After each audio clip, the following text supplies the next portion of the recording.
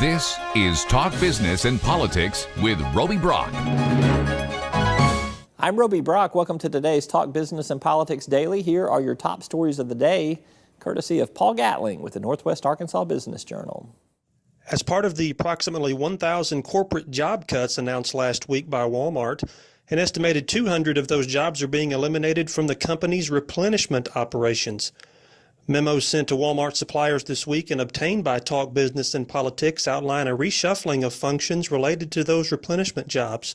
The company said the moves relate to its desire to transform the business for shoppers by first revamping its own internal operations. Legislation requiring voters to present a photo ID at the polls passed a House committee on Wednesday. House Bill 1047 by Representative Mark Lowry of Maumelle was approved by the House Committee on State Agencies and Governmental Affairs by a voice vote. It now goes to the full House, where it will need a two-thirds majority to pass. Arkansas Farm Bureau Associate Director Travis Justice says the outlook for the state's agriculture industry in 2017 is, quote, a mixed bag. Almost all commodities now have an oversupply, Justice said, causing reduced prices for crops and livestock. Agriculture was credited with adding around $16 billion to the state's economy last year, according to the Farm Bureau, although heavy, sustained rain in August is estimated to have cost Arkansas row crop farmers between $40 and $50 million. Southern Bancorp of Arkadelphia announced Wednesday it has a deal in place to acquire Farmers Bank of Hamburg. The purchase is worth about $4.5 million and is part of the bank's plan to grow its services in financially underserved communities throughout the Mid-South. Farmers Bank has about $41 million in assets.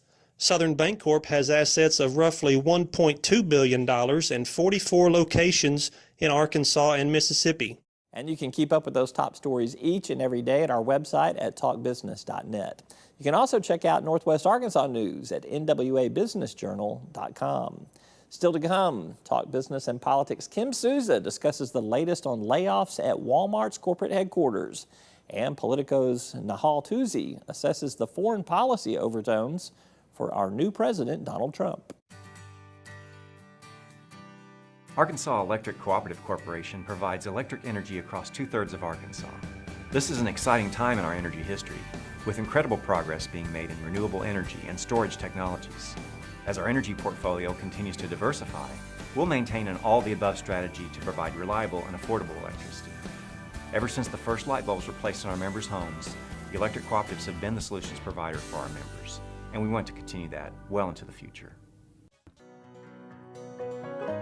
Each day, the promise of our nation begins again. Arkansas and America, moving forward. I help make that promise a reality. It's not for everyone, but people everywhere depend on us. Oh, I love you too. Trucking delivers, or everything stops. And that's what drives me. I did.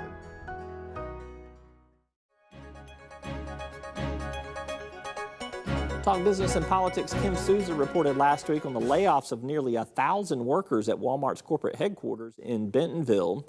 The move will have an impact on the region in the short term. Kim Souza explains.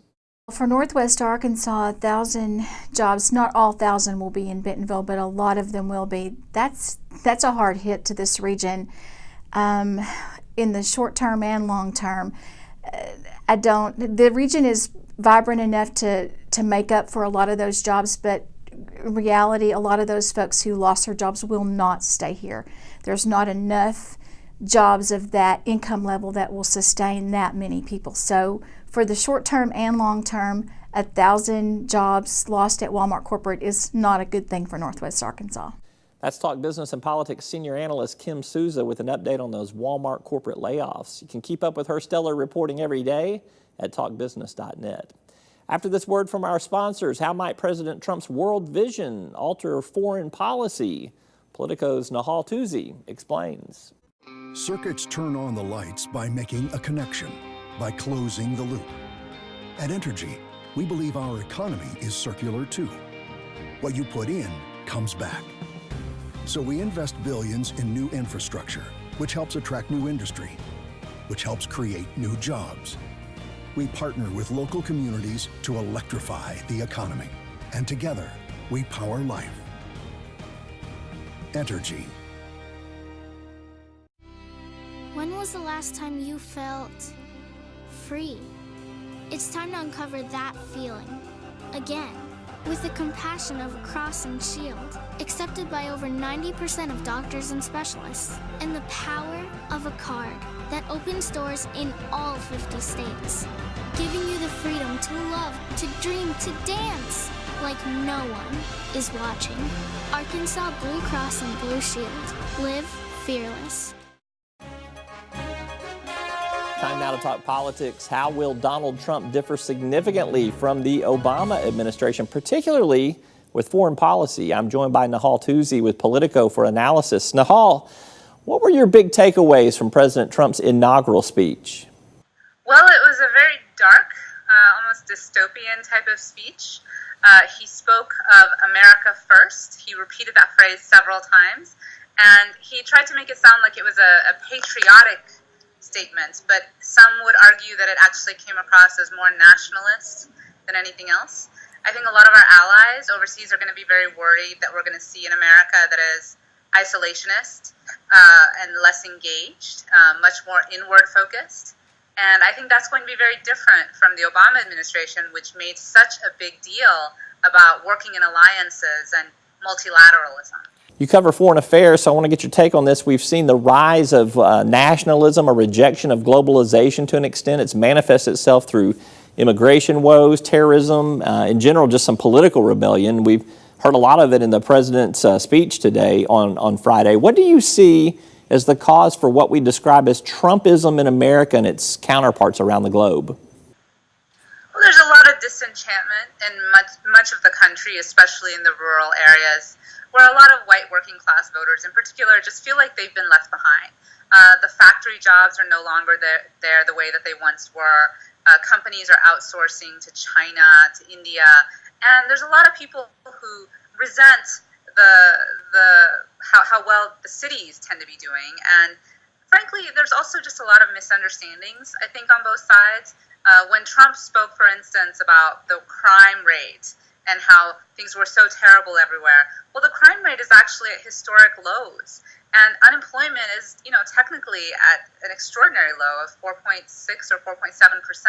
So it just kind of depends on where you're from and what your point of view is, but there is this sense among a large swath of the white working class in particular that they are not seeing the benefits of globalization the way others are. Donald Trump will no doubt adopt a more muscular foreign policy, as it's been described. We've already gotten some big hints for changes in the Middle East, in Mexico, in Europe, China. Do you think that Trump is just looking for a fight, or how do you interpret the campaign rhetoric and some transition moves? And does any area in particular kind of strike you as dangerous already in the way it's being handled? Well, I think that Trump has a very transactional point of view on the world. It's probably a product of his days in the real estate business, and he thinks that he can get a deal on just about everything. But foreign policy is not the same thing as buying a building or building a hotel. There's a lot of different factors involved, a lot of things that are interlinked. So in a place like, in a region like Asia, for instance, Trump's very much his huge aversion to these trade deals, that's actually going to upset a lot of people because they worry that if America abandons trade deals with its Asian partners, that China will step in and fill the vacuum. And if China steps in and fills the vacuum, that actually gives China more security power, more military power. And people such as in Japan or South Korea, they're already worried about Chinese military expansion in places like the South China Sea. So it's all connected. It's not the same thing as simply buying a hotel. And I think Mr. Trump and his colleagues are going to learn pretty quickly that America might want to go to a negotiating table, but just because America wants something, that doesn't mean that other people are going to be willing to give it to us. And that's Nahal Toosi. She covers foreign affairs for Politico. That's all for today's edition of Talk Business and Politics Daily. Thanks for watching. We'll see you next time.